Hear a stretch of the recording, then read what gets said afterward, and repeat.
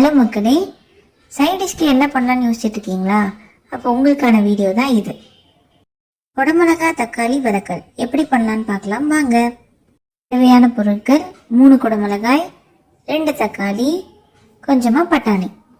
இதுக்கு அடுப்பு பற்ற வச்சு ஒரு பேனை வச்சு 2 டேபிள் ஸ்பூன் எண்ணெயை ஊற்றி 1 ஸ்பூன் கடுகு ஆட் பண்ணி அது நல்லா வெடித்ததும் கட் பண்ணி வச்சுருந்த தக்காளியை ஆட் பண்ணி பச்சை வாசனை போகிற வரைக்கும் வதக்கிக்கோங்க.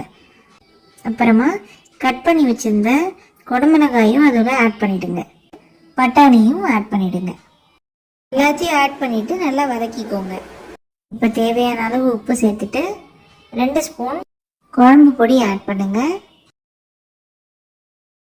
நல்லா இது மாதிரி வதக்கிட்டு 1.5 டம்ளர் தண்ணி ஊற்றிட்டு மூடி வச்சு ஒரு 15 மினிட்ஸ் வெயிட் பண்ணிங்கன்னா குடமிளகாய் தக்காளி வதக்க ரெடி.